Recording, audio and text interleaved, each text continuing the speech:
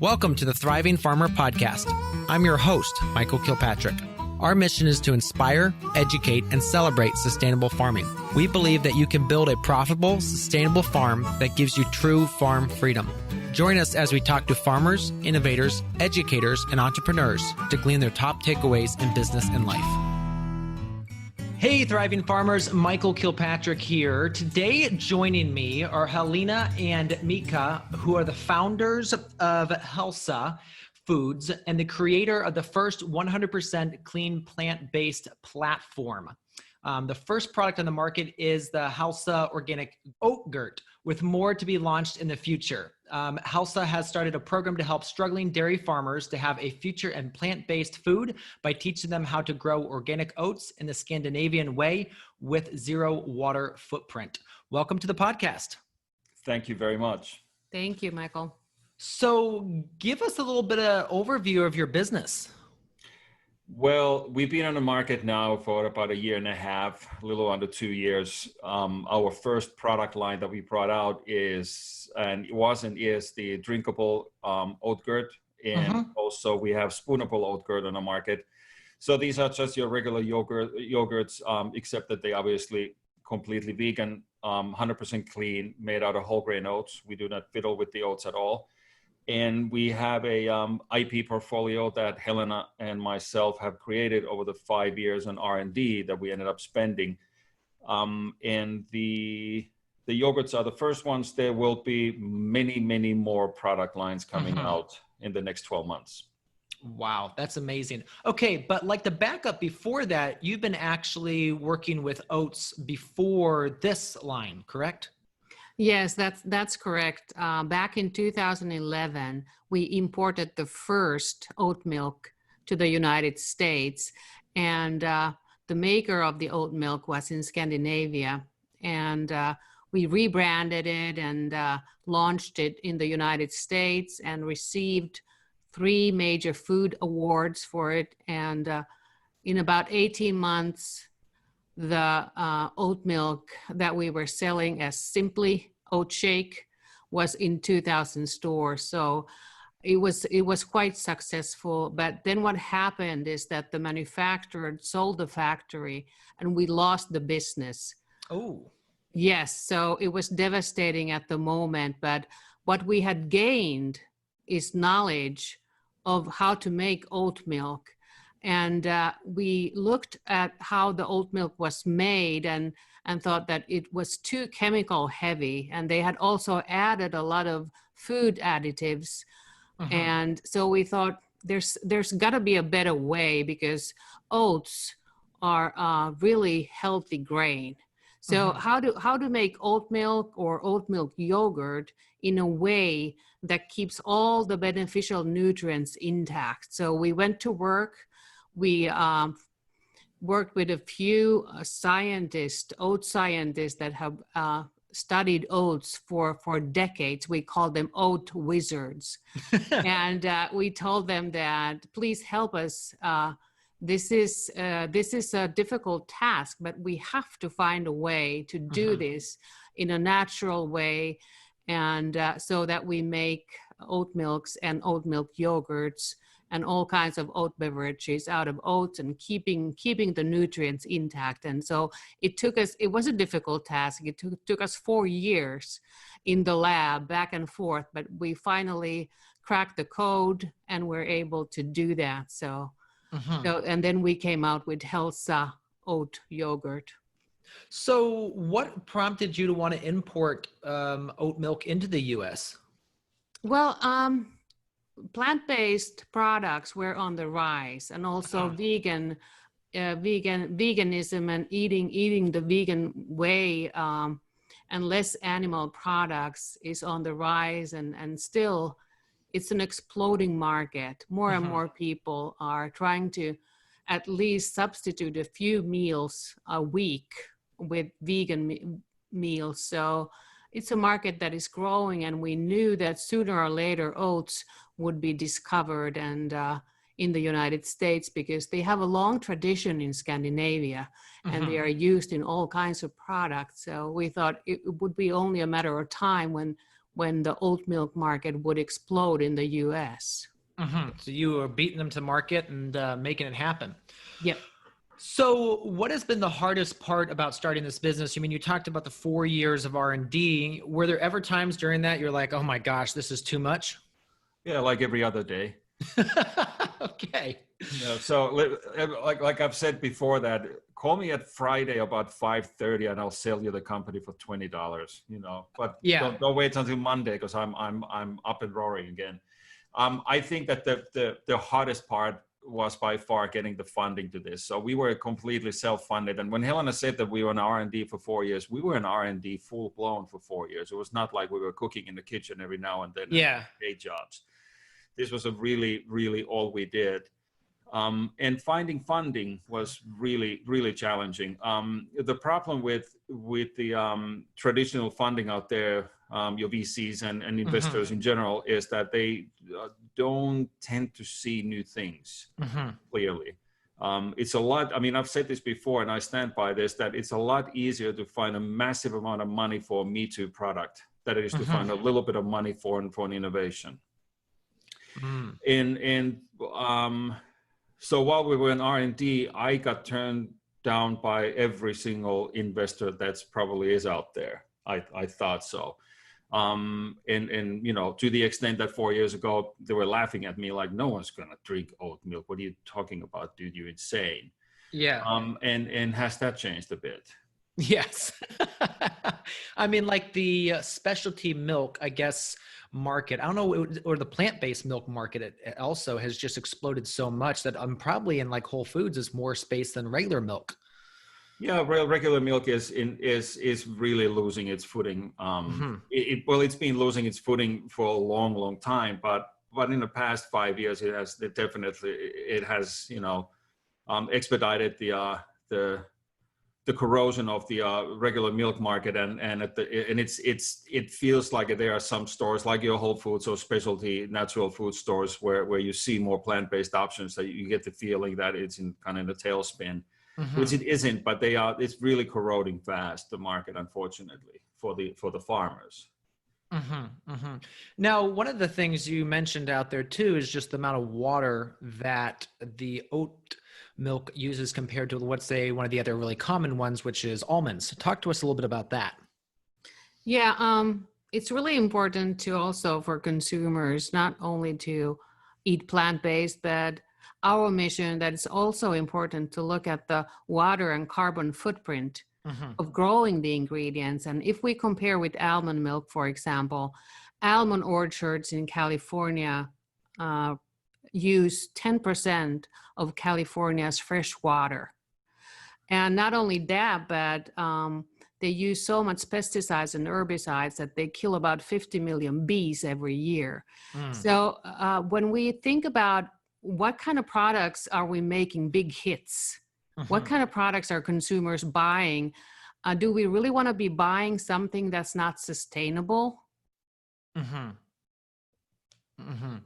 So talk to us about the oats and where so till now you've been sourcing them from Scandinavia, but your goal has been to now start sourcing them on the US side.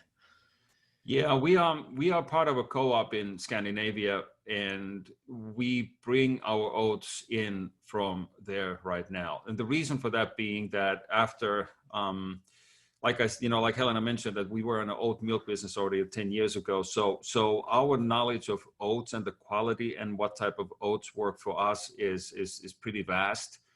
And we could not find organic oats at the quality that had the flavor profile, had the protein, had the fiber profile that we require for our product in US nor in Canada. And hence we were kind of forced to bring in our oats at the beginning, but it was very, very much in the cornerstone of the three legs of the company, if you wish. We see ourselves as a very much of an IP company, very, very strong IP. We have a couple patents on the product, on the yogurt itself. We have one patent on the oats and one patent on the process. Then our second piece is sustainability of this whole thing. So that was clear from the get-go that we will source, eventually we'll find the farms and we will start growing our own crop here as soon as we possibly can. And it's the year 2 and we already on our first test farm, and it's very, very, it looks beautiful what we've done, and we're going to have a hell of a harvest. That's amazing. So let's talk about your mentors along the way, because obviously you talked about the Oat Wizards. Who else kind of like helped you walk through this whole journey? There's been so many along the way, because at different stages of life, you need different kind of advice, and so coaches, teachers, professors, people that sort of guided us to the right direction. There's been too many to mention, at least for me. Oh, it's the same here. I mean, there are peers, obviously, people you hang with. It's like Helena said. I could name a dozen, and it would be great disservice to the next dozen that I cannot remember right now. I think that your mentors are people who come and go as well. It can be, for some people it's the minister for a time of need or something like that. And at that point, that's a big piece of your growing to be whoever you are. And mentoring is it's very close to our hearts. We try to do it as well ourselves as much as we can, but sometimes you're a mentor for a day and sometimes you're a mentor for a lifetime. We certainly have many. So would you say that there are some along the way that, you talked about the investors laughing at you, but some of your mentors that you kind of had to distance yourself from because they didn't see that you could go where you wanted to go with this? A loaded one.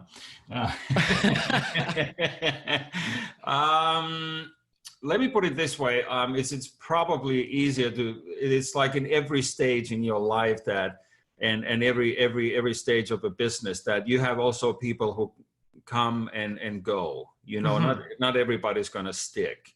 But have we had like massive fights? And no, nothing like that. But it's the usual day-to-day grind. Yeah, I just remember when we were getting started with our company, I had a mentor who actually was pretty close, and we did a weekly call, that sort of thing.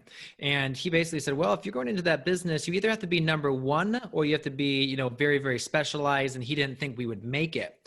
And so I was like, thank you very much, but I think this is the direction we're going. And I think we made it. So yeah, no, you certainly did. No, I think that I agree with you, and Helena might have a different take on this, but I agree with you that sometimes, and these are people who are well-meaning. Absolutely, this guy was as sharp could come. He was an incredible guy in the industry. And it's difficult, and you know this from your own experience. Then it's very difficult, and that. Because it puts a stop on you for a little while, going like, hang on, I actually have to stop listening to you right now. And that's a very tricky thing to do. But it also about at what point is the advice given to you when you are at your weakest. Let's say you're pushed in the corner of, I need to make a living, I need to do this and that for family, and you're under a lot of pressure. Then you tend to listen to outsiders a lot more, and their opinion weighs a lot more. But when you're in a good place and you feel good about that you have the right direction, then Mika and I look at each other when we hear advice, and we just go, nah, we're not gonna go with that. We have our own way, and we've immigrated to the United States 25 years ago, and we came with 6 suitcases and not knowing a single soul, and we had a son and a dog, and we wanted to make it in the most competitive cities in the world, in Los Angeles, and we did it. And so after you do something like that, it's like, okay, we were meant to go our own way. So how much do I listen to somebody else's opinion at this stage? Man, that's good. Let's talk a little bit more about the product. Oatgurt. I mean, who would have thought that something like that would have come to the market? Was your product the first Oatgurt on the market, or is there other people that doing that sort of thing? Yes, our product was the first Oatgurt on the market. And like I said before, it was just not another oat milk yogurt, but also the milk itself. We've created a way to make the process of making oat milk completely chemical free. Because if you think about, you have something solid like oats, and you have to make them to liquid. Yeah. Well, how do you do that? And the way most oat milk makers do it, they use chemicals, they use enzymes to sort of melt it down to sugary syrup. But at the same time, all the good things about oats also get changed so that, for example, oats are known for being heart healthy because they help lower cholesterol. Well, if you treat oats with enzymes, that function disappears. They no longer have that power to help help you lower your cholesterol. So these chemicals and enzymes that they are using do a lot of bad things to oats as well, and that's why we wanted to make a completely natural product that is just like basically you get the same benefit as from eating oatmeal. It's just in a smooth form and a drinkable or edible oat yogurt form. All right. So talk to us a little bit about the process. The oats come in, then you start working them through. How long from, let's say, oat to Oatgurt is it? One leg of the third leg of the on the IP side of our business is that this has to be scalable from the manufacturing point of view. When we brought 11 years ago, when we brought the first oat milk on the US market, which is the same product practically, and all these oat milks are out there right now, that is a very CapEx heavy business to be at. You need to build pretty extensive manufacturing facility. There's a lot of retooling, a lot of vats, a lot of enzymes used, a lot of different processes used, and we saw that as such a hinder for this whole thing. So we practically make the yogurt, the Oatgurt, at the dairy plant exactly the same way as you would make any yogurt.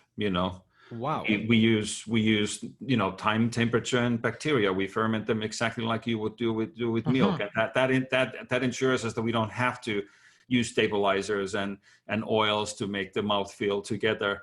But so that's the regular process. Whatever and however long it takes in any given company to make their yogurt, it's no different to us in that end.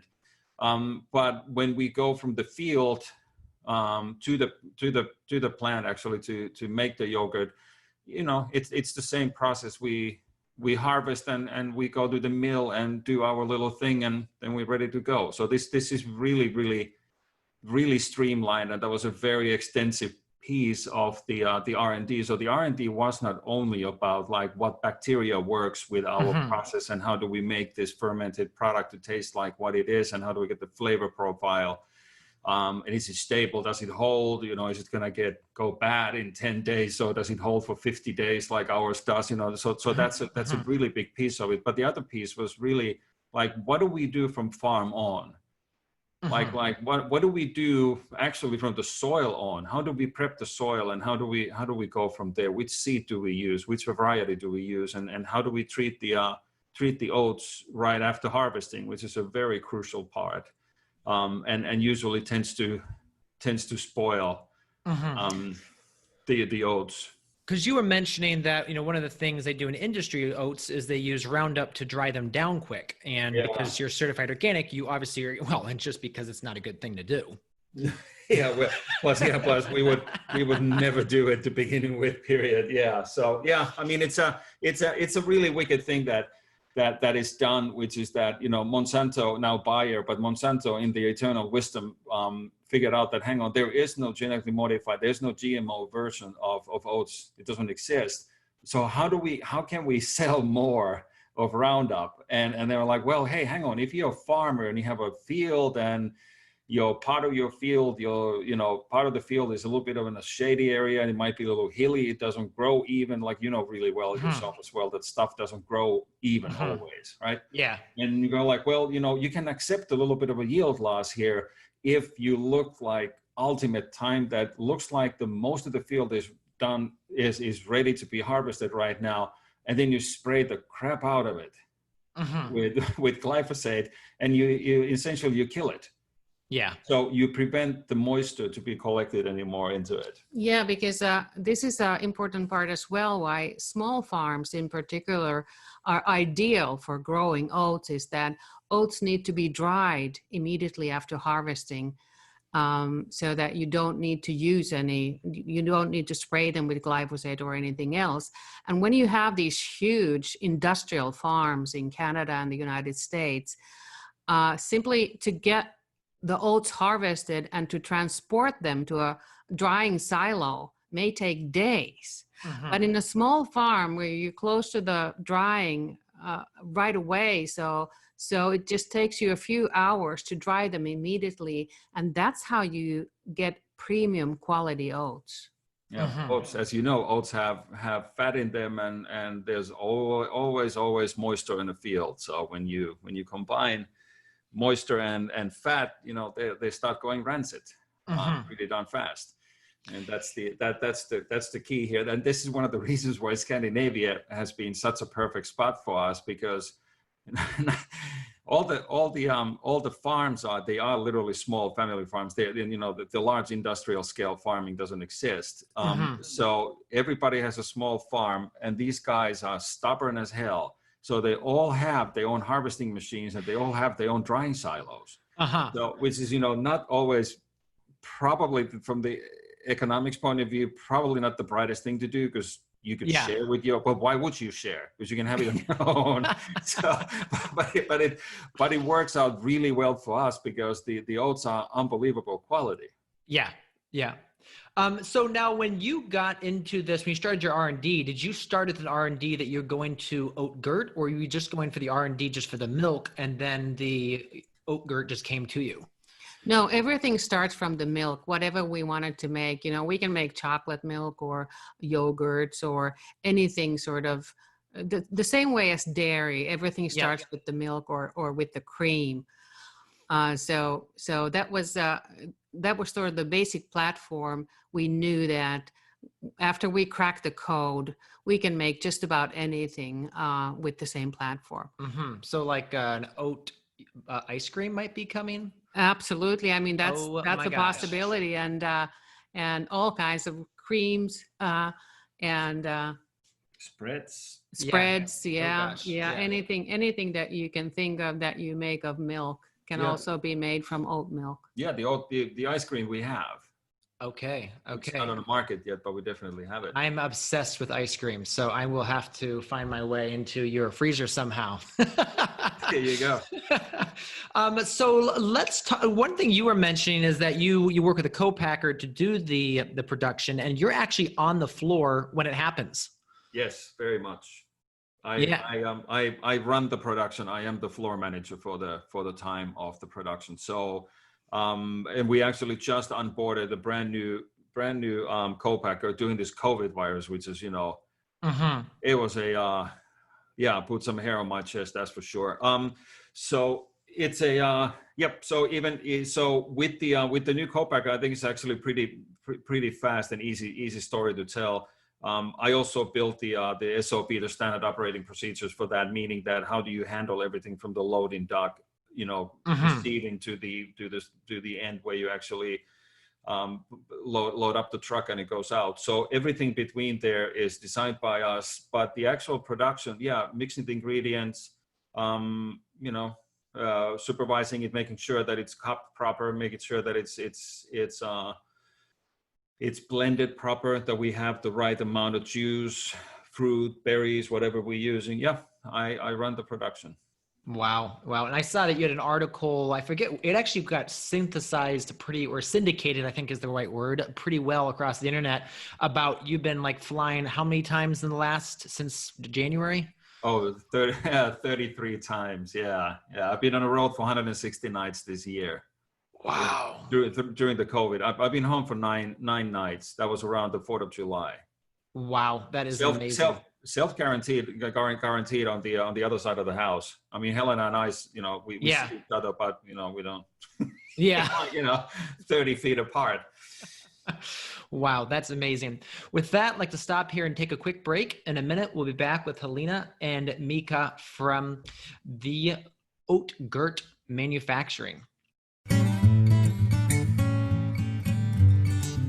If you've been enjoying this episode so far, you're going to want to head over to growingfarmers.com/free resources and download our free resource bundle to help you shave hours off your week and become a thriving farmer. It includes resources such as our 10 winter growing secrets we wish we knew when we started, which is a ebook which talks about the tips and techniques to get better growth in your winter production.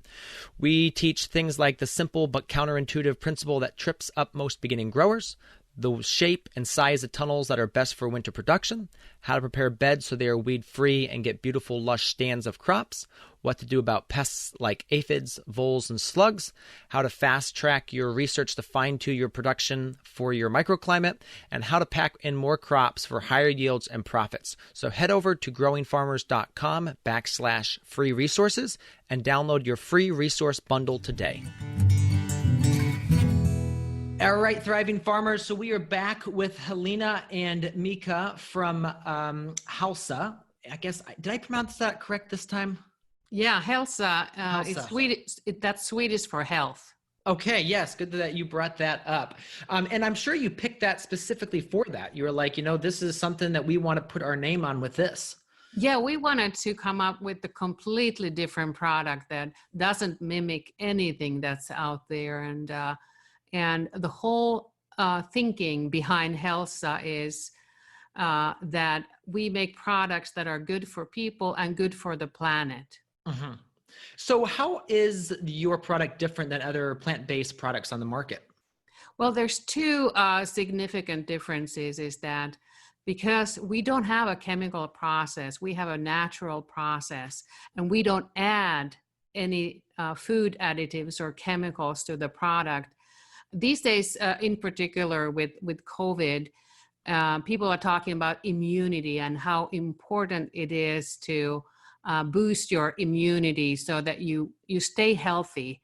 Mm-hmm. And 80% of our immunity forms in our digestive system. So it's important to get those probiotics.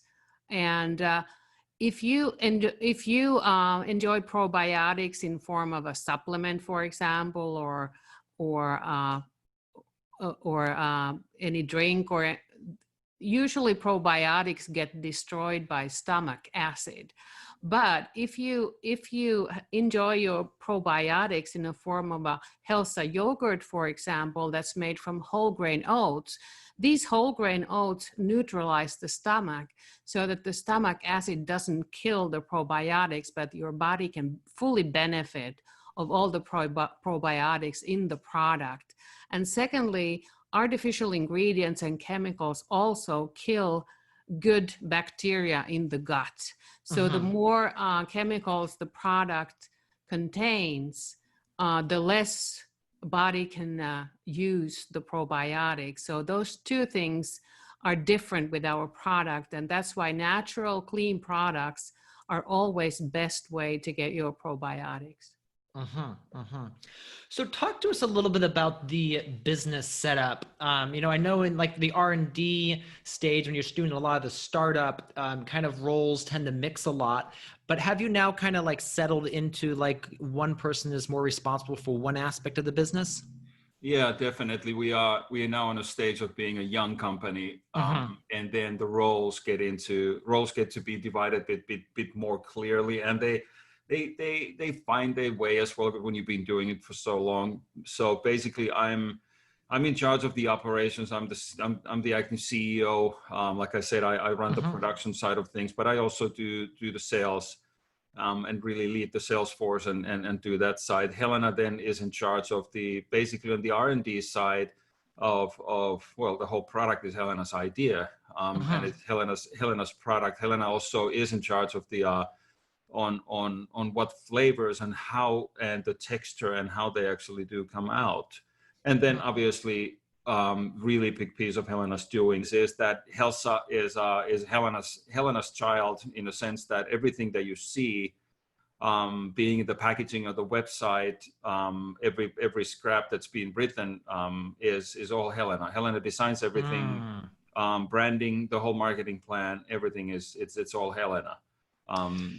Because I wanted to stop on that for a moment, because I actually had a couple questions later on about that, but I went through detail through your website, through a lot of the stuff, and just the messaging, the clarity, the colors, very nice, very nice. I gotta say that came out, it comes out Thank beautifully. you. Yeah, even the ad. So you guys have like a music video ad that was done incredibly well. Yeah, that's we have a background in global branding. We start from ad agencies background, both of us, and then we had a production company in LA for 10 years. And during that, Mika did all the photography and cinematography, and he still does most of the stuff. Of course, these days, a lot of other people and teams do our social media, but that particular music video that was actually filmed at the home of Hälsa, which is the Scandinavian archipelago, that was done all by Mika. Wow, incredible. Yeah, that's it's the island where we met in 1992, and when we were both like 12 years old. But that's incredible. No, we met on the island. Helena was a creative director at Mac and Erickson, and I was a young and up and coming photographer, and she hired me for a job, and I went out there, and we were using Helena's sisters and Helena's family house as one of the locations. So I'm actually in a really funky spot that I've known Helena's family as long as I almost known Helena. I mean, it's within 2 days difference. Yeah. And we went and we filmed at the archipelago. It's the same place. You see all these establishing shots when all these girls are riding the boats, you know, all this, that's all family. I mean, the lighthouse is Helena's sister's lighthouse. Oh my gosh. And yeah, it's an operating hotel and a destination where, you know, hundreds of people pack in there every day to visit. And you know, so we spent quite a few days at the archipelagos in Finland, and fell in love. I messed up the job, by the way. I mean, she lost a client, but I gained a wife, so it went really well. I think that's a worthy trade. Oh, totally. So one challenge that many businesses face is finding, hiring, and keeping great teams. Talk to us about, as you've started to build out the company, how have you focused on finding the good people? It is so hard. Yes, and I'm not going to sugarcoat it at all. I don't think there's a way to do it. You will. I mean, we definitely have made our own mistakes. We have people that you know, we've had, you know, the same PR person and same people that work for us. We've had some of them for 15 years, and then some we hire and we just have to cut the cord after 2 months because it's just not working. I think that and it's even got harder now with the COVID year that we're in. The COVID has changed this thing so much. The business, like every business, but food business especially that we had, has changed just significantly, and I don't think it's going to come back the way it was. And all of a sudden, and now we're talking about within few months. I mean, this is 5 months. And all of a sudden, I'm dealing with people whose skill sets, I don't think they're going to be compatible. It has completely changed. One thing for sure is that, you know, I think that you need to have a really hard skill of, you know, a set of skills that you can actually also do a lot of things, and not only pick up the phone and call. I mean, there's nothing wrong about, we're all going to need salespeople and all that, but at the same time, I think that it got even harder to hire the proper people. So I think that at least maybe this is my self-preservation mode that I'm on sometimes, but I'm trying to also I think that we kind of need to give a little mercy to ourselves as well, in the sense that you will hire people that are not suitable, and there's nothing wrong with that. But it feels terrible. And then, but when you find somebody that you'll figure it out in a few months, because you don't know until you start working them truly, are they suitable or not? And within a few months, you'll find that out, and then they call and don't let them go. But I don't have an advice, because we've hired people with massively perfect CV and unbelievable, interviews and talking with their previous bosses and peers and customers, and just absolutely glowing recommendations. It's just, and at the end, it just doesn't work out. So I don't have a golden rule how to do it, other than just go by your gut, because it's the funny thing. I think at the end you go like, dang it, I kind of knew it already. Then I just, did I got lazy? Was I too busy? Was I too tired? Was just hoping? Hope's not a plan, as we all know. Yeah. So I think you just need to be super honest about it, and then just understand to cut the cord super fast if that's the case, and then kind of be merciful to yourself.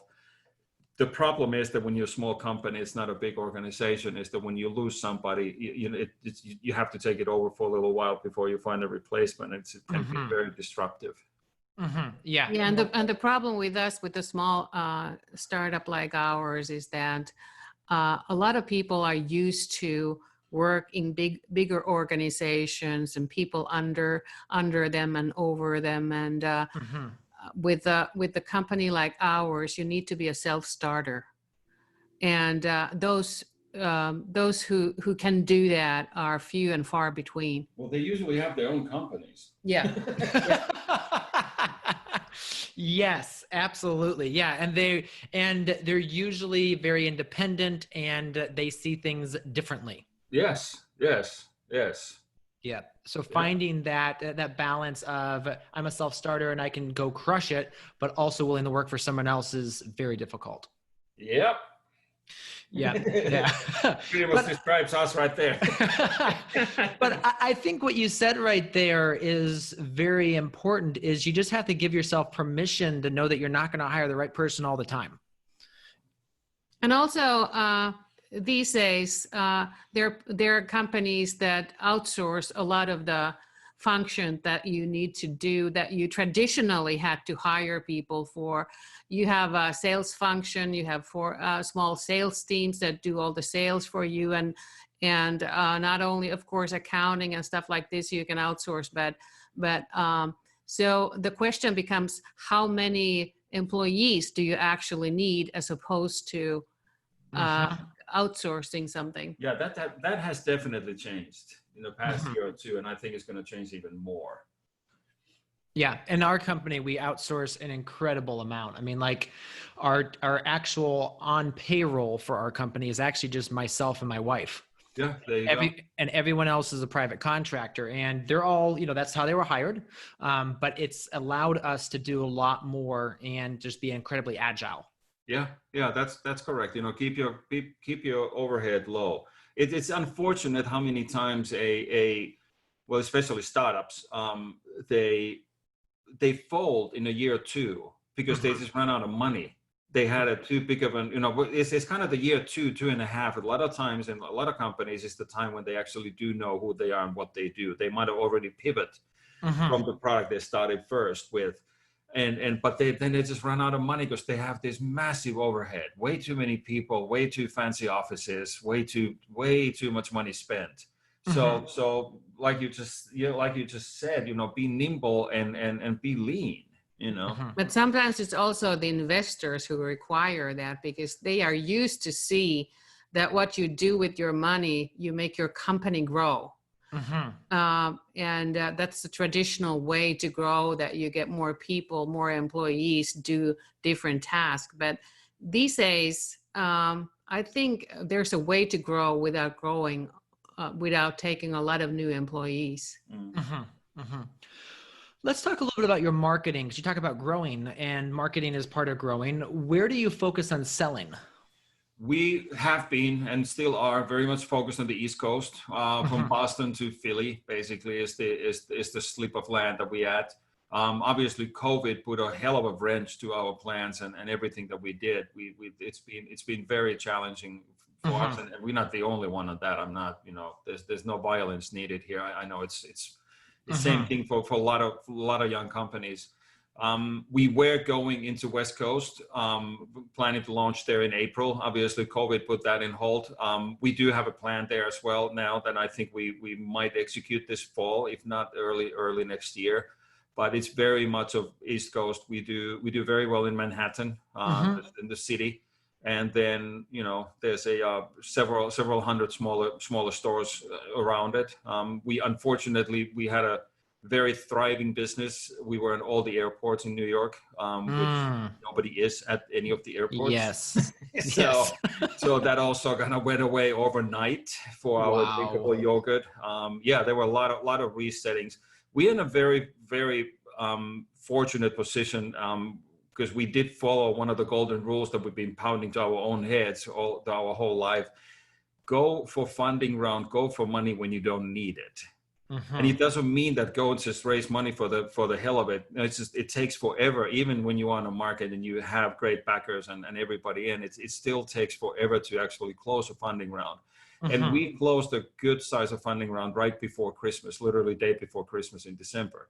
Aren't we happy about that? Because we can coast over this. Coast is the wrong word. We can somehow grind it and suffer over this thing like everybody does, because this is not a coasting show at all. But I think I think that we're gonna do fine. We just one has to be really mindful how one spends money right now, because there's so many things you would like to do but you can't do. You can't demo at the stores and so forth. Yeah, and that seems to be like right now, especially in the food industry, where a lot of the first tastes happen, and a lot of people, because people don't just go out and say, I want a new milk or a new oat gurt. They usually buy what they've been buying. Yeah, definitely. It's I think the wisdom that we use is this: the last 18 inches is the last one that matters. It's from the cup to spoon and from spoon to mouth. That's the 18 inches that matters the most at the end. And how do you do that right now? That's a very much of a challenge for all of us. How do you drive trial when it is so difficult to do that? When it's so difficult to gain new distribution, when it's so difficult to gain new stores? The big ones are blocking it so efficiently right now. They're having a field trip what we've done right now. How the economy was handed to the big business completely, and the small companies like us are very, very much struggling just to get back to the shelf or gaining new shelf space, because the stuff that's out there sells. Why would anybody take a risk with anything new?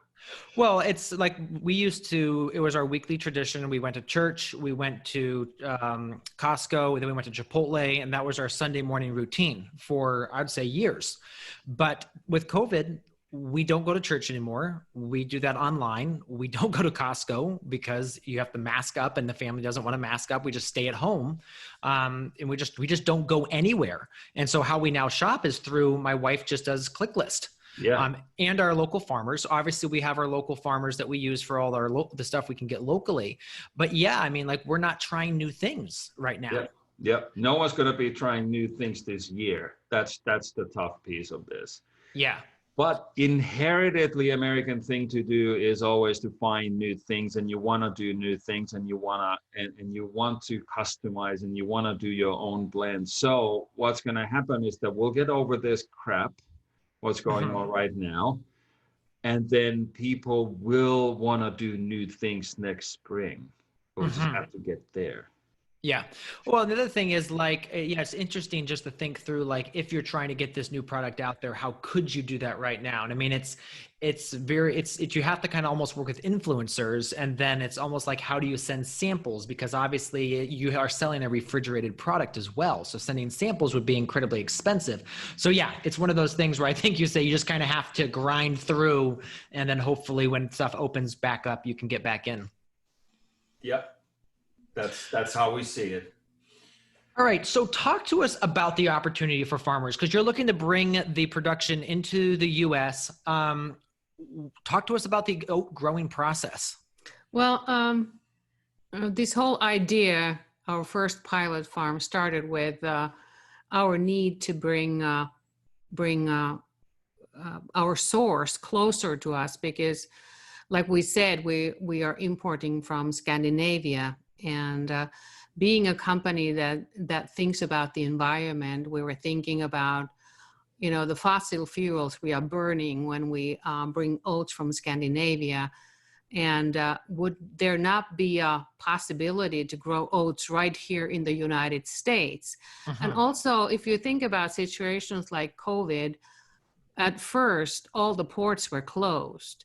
So many startups that are that depend on imported ingredients, they couldn't make their products because the ports were closed, and no new ingredients were imported, could be imported. So with the supply chain in mind, it's also smart to have a domestic supply chain that you can grow domestically. And at the same time, we were looking at what's happening on the dairy side. The milk consumption has been going down for decades, and that continues. So why not join forces with organic milk producers, because they are growing their feed on the farm anyway. They grow alfalfa, they grow oats that go for feed. So in that way, if we found organic dairy farmers that had land and were able to grow oats for us, that could be a good start for having the same kind of co-op as we have in Scandinavia. We have about 50 contract farmers that farm for us.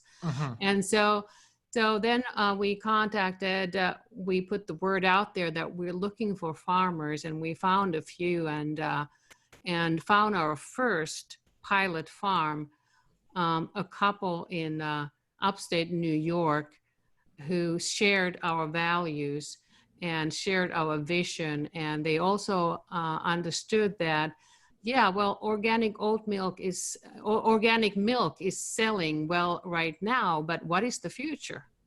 Because they wanted to leave the farm. They want to leave the farm to their kids in the future. So they were thinking ahead.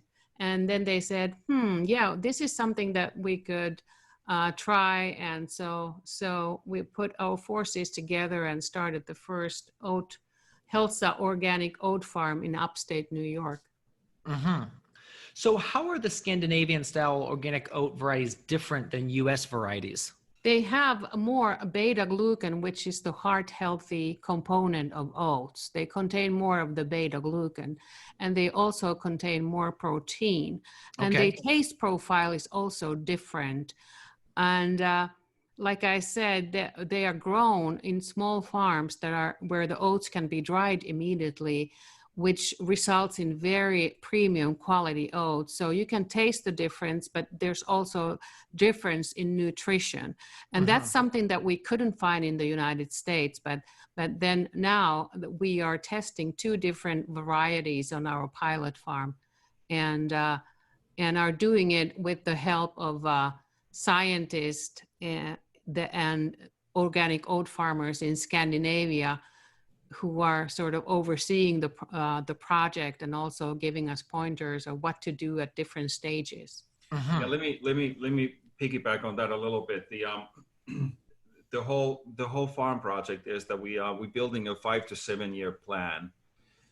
This is part of our IP. This is part of what we do, and this is part of how we will work together then in the future with the coming and more farmers who will start growing oats for us.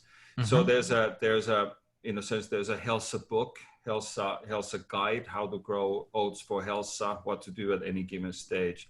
So it's a very much of the same thing. That's what we do with everything else, that we have a very strong science and background on everything that we do. And so this has been a dream, a long time dream coming to be able to start growing the oats. And when we finally found the farm, they are a unbelievably well-run 250 head organic dairy farm right now. So, and they had just a beautiful slab of land that used to be, it's a riverbed land. So it's perfect land. The soil studies were done, and we didn't have to tweak much to get the soil going. And it's been a dream, but it took a long time. We did interview quite a few farmers, and we did visit quite a few farms before we find the right one. Because you need to pick your partners as well. That like Helena said, that you need to share the same vision, which is the soil health. We want to make the soil better. We want to make the whole planet better on the scale that we can do it. So it cannot only be business-driven decision. However, it has to be also sustainable from business-wise. But it cannot only be that let's just grow something and slap it in a can and then sell it. So you mentioned the soil. Are there any specific soil characteristics that oats want, or they're just more of a generally well-balanced soil? Yeah, it's oats are actually a very resilient grain. They grow about just in any climate, and with zero water footprint, and in areas, well, Nordic countries in Europe, they never have used even a drop of irrigation because rain is enough to irrigate the soil. And well, we do the regular soil test before to test magnesium, zinc, and nitrogen and pH. But other than that, oats actually reduce the need for herbicides, and they are often called a natural herbicide and used as a starter crop because they prevent weeds from growing. Yeah. So are there any specialized equipment they'll need? I'm assuming they need to prep the soil, need to seed the oats, need a combine for harvesting, and then dry. Other than that? No, that's it. You really don't need more than that. Yeah, that's it. If you need to do tilling, then you till, but other than that, it's really what you just described. It's, in that sense, it's simple. And then, like always, it isn't. I mean, I'm just going to tell you this: the one of the farmers that grows for us in Scandinavia, he has a sizable, for Scandinavian, he has a sizable farm. He has about, I think he has 300 acres, in which is a decent size of farm over there. And on that 300 acres, he seeds 4 different varieties of oats. Wow. Because he knows what does better on what field. So you can go very much into, technical side of this as well. The best farmers really know how to get the most out of their land. And you usually do your 5-year plan, because you need to also consider, like, when are you going to start rotating the crop? Because, after all, we're organic, so we do not use pesticides and herbicides, and eventually there will be this, the pressure is building that eventually there will be something else growing on a field that is not going to be clean anymore. So at that point you have to rotate it for a year or two. So, one of the things you talk about is that potential. So I know like right now the dairy market for organic is doing good. It's not great. So they're switching to this. Is it just an added income stream, or talk to us through that process? Yeah, no, it's thank you for bringing that up. This definitely isn't that we're not switching. We would, Eric and Jamie, who run the farm, I would never recommend them to get rid of their cow business, because it is they run it so well, and it's brilliant. And I don't, I don't drink any milk. I don't do any dairy product, and I still think it's a beautiful farm. But this is very much of that. It's diversifying your business model. Especially what comes to farmers who grow livestock. A lot of the farmers who are on the side of livestock do not know how to grow crop. It goes vice versa. But most of the time, like in this case, it's Jamie and Eric as well. It's a multi-generation business that they have. I mean, they bought their own farm, but they do come from dairy background as well. So it can be 3 or 4, even 5 generations being in dairy business, growing dairy cows. And then it's not that easy to go and, well, let me just start, growing crop. I've never done it, but I guess I can wing it. It doesn't tend to happen that way. So this really is a program to to be able to diversify your business model and put some of the land that you have that is, well, in our case it has to be organic land already, to put into use to grow crop. What's the minimum size requirement? How many acres are you willing, like, is it 5 acres, 10 acres, 50 acres? Well, let me put it this way, that in order to for if everything else kind of lines up, that it's within the location that we think that most of our farms will be, because it doesn't make any sense to truck something 400 miles away. But if everything else lines up, I mean, 25 acres is the minimum site that you can actually, it's. I think there's a yield enough if it goes well that the farmer is going to make a decent profit out of it. But 25 acres and up. Okay. All right. So that's the size. And you generally looking in more of the upstate New York, Pennsylvania, Vermont range, that area? Yeah, so upstate New York, Vermont, Massachusetts. The funny thing is that our test farm right now literally is in the corner of all three. Okay, I know exactly where that is. Yeah, to the extent that we have two separate fields that are separated by 25 yards of buffer zone that you have to have because you're growing organic. The other field is in Vermont. Okay. It's 25 yards from there. Yeah. So our farm was in Middle Granville, New York, which is literally, you can stand on our hill, which my parents actually ended up just selling the property a couple weeks ago. And you can look out at the Vermont mountains. So it's right on that border. I know exactly where that tri-state corner is that you're talking about. And I have to, I'm going to sidestep a little bit here. During the COVID, because I've been there so many times and I've spent like a couple of days, because I mean, if you go and, helsafoods.com, or you go on YouTube and Google Hälsa Foods, you see all these films that I've done at the farm. I mean, it's been such a relief to be there for 3 days, just waiting for the sun on the corner of the farm, and just try to make it really pretty and see, doing all the soil studies and all that, while the COVID is raging all over the place. And the best part of that probably is, and at least one of the better parts of this is, it's in such a dip that cell phones don't work. Literally, there's no phone service. So you don't get those dings and updates from the world that are telling you about how everything else is deteriorating. Exactly, how everything is just going to hell. Yeah, no. Yes. All right. So let's do some fun wrap-up questions. If you could pick one, what would be your favorite farming or gardening tool? Oh, easy. It's Jamie's and Eric's new tractor, their KC. Oh my God, it's just ridiculous piece of machine. I would love to learn to drive it. And I know how to drive everything, but this thing has joysticks. Okay. So it's one of those big ones. Yes. Yeah, it's a beautiful, they're like double wheels on each side, and oh my God, it's ridiculous. It's like a GPS. You can, practically just watch Netflix while you till. Yeah. It does everything for you the same way. I mean, it's such a geek show. I love it. At any day. That would be Very cool. So, quick side story here. Last fall, when they're doing a harvest around here, my daughter, she seemed to mention, seeing the tractors. And so I took that as, well, we need to go ride in a combine when they're harvesting, because that's what I wanted to do. So we, got out there and, I thought we'd be at there 15 minutes. No, 2.5 hours later, she was still, wanting to stay there for longer because she just enjoyed riding around in that tractor. Well, there's a combine, but just absolutely loved every minute of it. Yeah, but those are super cool though. It's incredible. You get to see, the yield, the moisture level, the level of sophistication right now is incredible, and it's amazing.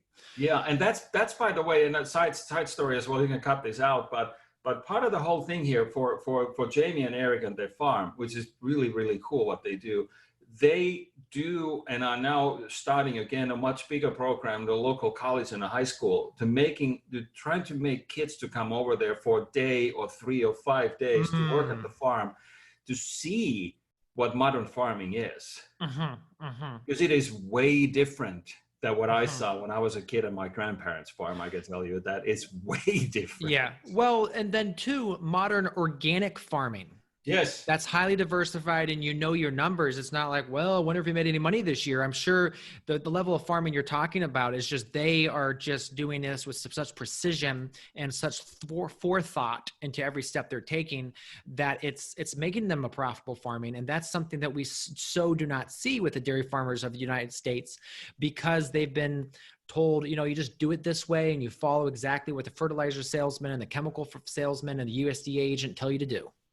Yeah, which to me is just, yeah. And I don't, okay, so we on tape, so I'm not going to get into deeper to that. But I mean, I always always have found it weird when your yearly planning is done by your fertilizer and pesticide sales guys with you in a room. Yeah, it's not cool.